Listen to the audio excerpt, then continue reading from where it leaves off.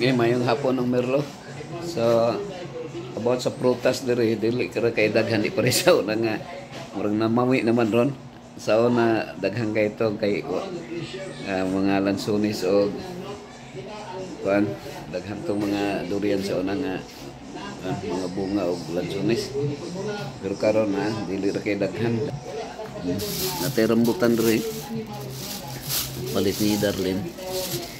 Mga tag 60 ang kilo ron din.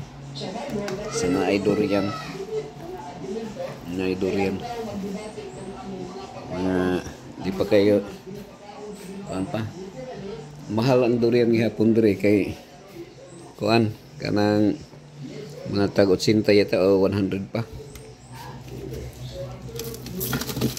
Sanay akong ipabugnaw diri durian.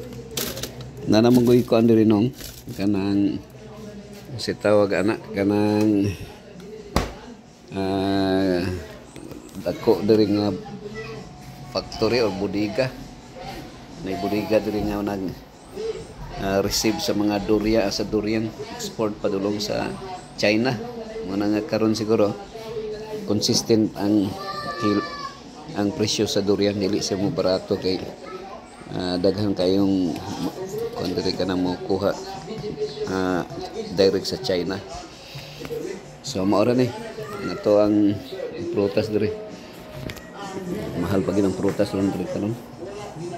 Bono magkasuri mo diri kay na diri mga parinta diri. Ada nagkaon-kaon ko diri og kanang gihimo na ko murag ice cream ba diri sa gikan sa refrigerator.